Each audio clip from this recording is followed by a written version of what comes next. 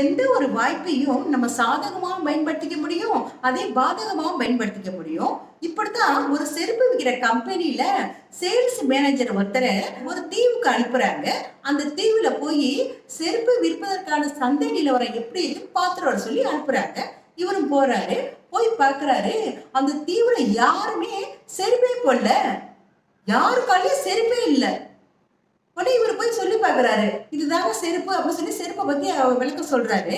ஆனா அந்த மக்கள் யாரும் புரிஞ்சுக்கிறதா இல்ல. இவரு சொல்லி சொல்லி பாக்குறாரு, அவங்களுக்கு புரியவே இல்ல.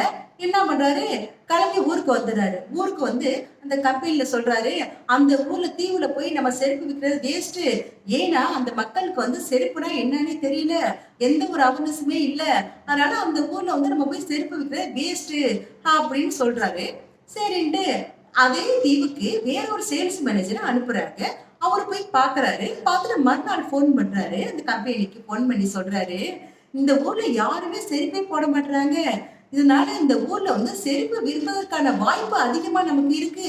அதனால இந்த ஊர் மக்களை வந்து நான் கொஞ்சம் கொஞ்சமா செருப்பு போட பழக்கப்படுத்தி விட்டுறேன். நீங்க என்ன பண்ணுங்க, எனக்கு உடனடியே நிறைய லட்சக்கணக்கான செருப்புகளை எனக்கு உடனடியே அனுப்பி வைங்க அப்படின்னு சொல்றாரு அந்த சேல்ஸ் மேனேஜர். அதாவது வாய்ப்பை எப்படி வேணாலும் பயன்படுத்திக்கலாம்.